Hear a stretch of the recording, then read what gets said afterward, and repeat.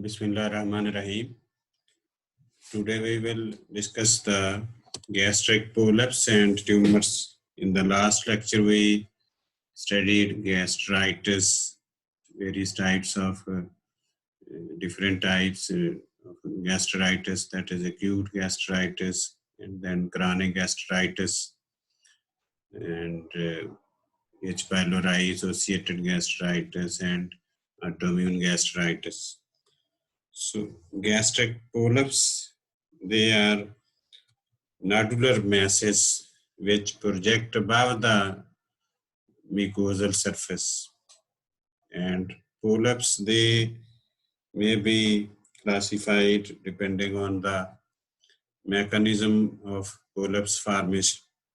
For example, polyps may be inflammatory in nature, they may be hyperplastic polyps, and they may be neoplastic polyps, and there may be ectopia of some tissue which may produce a nodular mass raised above the surface. So this slide shows you inflammatory and hyperplastic polyps, then fundic gland polyps, and a specific type of polyp in the stomach, that is gastric adenoma. So this is gastric hyperplastic polyp. Here you see dilated and hyperplastic gastric glands which form a polypoidal mass which is raised above the surface. And this is a gastric adenoma, a raised lesion in the mucosal surface.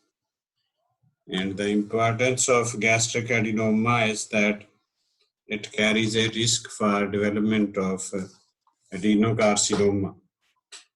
Especially the size of the polyp is important, and this is related with the dysplasia.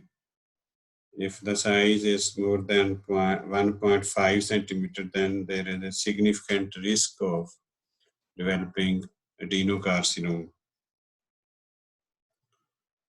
So this is inflammatory fibroid polyp. So there is dense chronic inflammation beneath the mucosa, and this is forming a polypoidal mass, that is inflammatory fibroid polyp. There is a fibroblastic reaction, there is dense chronic inflammation comprising of lymphocytes, plasma cells, and macrophages. So how we classify the gastric tumors? So the main groups of gastric tumors, they can be, number one, epithelial tumors and non-epithelial tumors.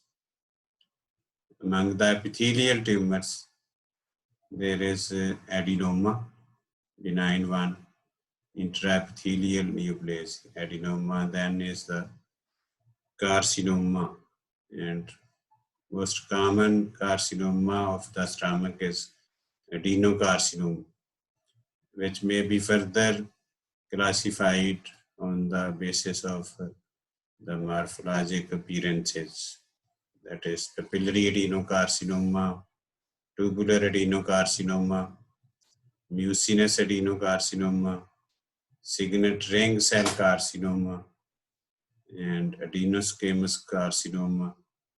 Then is small cell carcinoma, and then is carcinoid tumor. This is a tumor which arises from the neuroendocrine cells. Then the second major group is non-epithelial tumors.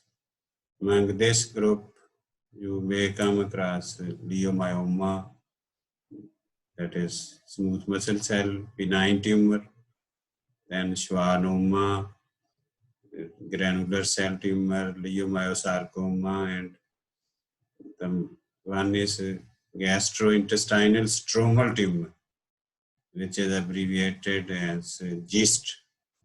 And this may be benign or this may be malignant. Then rarely Kaposi sarcoma and then malignant lymphoma. So let us take the most common malignant tumor of the stomach, that is adenocarcinoma. So this is the most common malignancy of the stomach, and 90% of gastric cancers, they are adenocarcinoma. Epidemiology of gastric adenocarcinoma varies markedly with the geographic variation. Gastric adenocarcinoma is most common in Japan, Chile, Costa Rica, Eastern Europe, and then is the term early gastric carcinoma. Early gastric carcinoma is that carcinoma that is limited to the mucosa and submucosa, in contrast to the advanced gastric carcinoma in which there is infiltration of the wall and then adjacent structures, advanced gastric carcinoma. So what are the various risk factors which are associated with the development of gastric carcinoma? So there are three major groups of the factors. One is environmental factors, other is host factors, and third is genetic factors. So environmental factors, infection by H. pylori. So if there is chronic gastritis due to H. pylori, then these patients, they are more likely to develop intestinal type of gastric carcinoma. Then diet, nitrites derived from nitrates, smoked and salted foods, pickled vegetables, chili peppers, lack of fresh fruits and vegetables, low socioeconomic status, cigarette smoking. So they are the environmental factors which increase the incidence of gastric carcinoma. Then host factors like patients suffering from chronic gastritis, in which there is hypochlorhydria and that favors colonization with H. pylori. Then intestinal metaplasia is a precursor lesion for development of intestinal type of gastric adenocarcinoma. Partial gastrectomy may be a predisposing factor for development of adenocarcinoma. Then gastric adenomas. So gastric adenomas, they are commonly associated with adenocarcinoma. 40% they harbor cancer at the time of diagnosis. So Barrett's esophagus is also a predisposing factor. Then genetic factors. Slightly gastric carcinoma is more common with blood group A patients. And if there is family history of gastric cancer, and then there are certain syndromes that, for example, hereditary non-polyposis colon syndrome, familial gastric carcinoma syndrome. So they can be associated with higher incidence of gastric adenocarcinoma. So pathogenesis of gastric adenocarcinoma. There are mutations in the CDH1 gene, which is associated with E-cadherin. And you know, E-cadherin is a protein that adhesion molecule that forms the desmosomes between the epithelial cells. And there is loss of E-cadherin function. due to mutations in CDH1 gene. And this loss of weak adrenal function is a key step in the development of diffuse gastric cancer. Then there are BRCA2 mutations. And the mutations which occur especially in intestinal type of gastric cancer, they are APC gene, which is adenomatous polypi coli gene. And this APC gene is mutated in familial syndrome, that is familial adenomatous polyposis coli syndrome. And there is mutation of beta-catenin path. And then there may be certain pro-inflammatory and immune response genes which lead to secretion of inflammatory cytokines and tumor necrosis factor. So they are the different types of mutations in the development of gastric carcinoma. So this diagram shows the various gross appearances of gastric carcinoma. So there may be an exophytic type of growth which is projected into the lumen, and there may be a flat or depressed type of lesion, and similarly there may be thickening of the wall of the stomach due to fibrosis and infiltration by the tumor cells, and this forms a rigid leather bottle type stomach, and this is called linitis plastica. And then there may be excavated type of lesion, there is ulcer formation. So morphology, grass and microscopy. So this is the grass appearance of intestinal type of gastric carcinoma.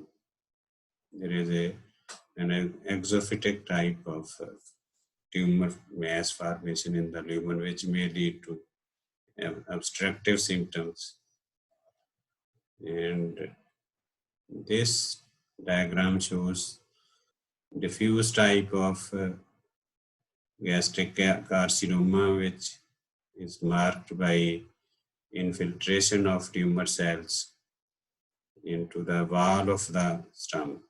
And this leads to linitis plastica type of deformity, a leather bottle deformity. There is extensive thickening and of the wall, and wall becomes thick and hard like leather bottle. And under the microscope, there are two types of patterns which are seen in gastric carcinoma. One is intestinal type, in which you see the gland formation, and the other is diffuse infiltrative type. So let us see what are the differences between these two types. So in the intestinal type, there are well-formed glands lined by malignant cells, like the intestinal glands. And this is the diffuse type of gastric adenocarcinoma. In this, you see the sheets of cells with abundant mucin vacuoles in the cytoplasm of the cells, which have pushed the nucleus to the periphery of the cell. And these cells, they appear as signet ring cells, nucleus at the periphery, and then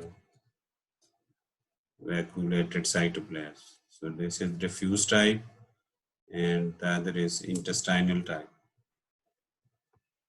So clinical features of gastric carcinoma. Age of patients, they are mostly elder males, 55 years or above, and males are affected more commonly than females. And prognosis of the gastric carcinoma depends on three factors. One is the depth of invasion of the tumor, then involvement of the lymph nodes, and presence or absence of distant metastasis. So what are Virchow lymph nodes? Then Sister Mary Joseph nodules. So these are the different types of terms which are used when there is involvement of certain lymph nodes. If there is left supraclavicular lymph node metastasis from gastric carcinoma, then we call it as Virchow's lymph nodes.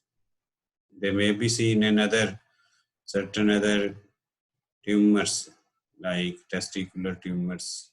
When they metastasize to the left supraclavicular, they may be enlarged.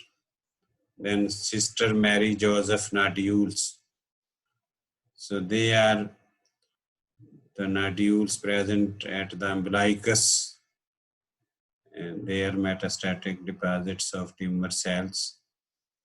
And this Sister Mary Joseph was the nurse who saw these nodules first when she was suffering from gastric adenocarcinoma. Then you may come across a term Krukenberg's tumor. So Krukenberg's tumor is the name applied to metastasis of the gastric carcinoma to the ovaries. When the tumor, that is gastric carcinoma, they go to the tumor ovaries, then that tumor is called Krukenberg's tumor. So that is about the gastric carcinoma.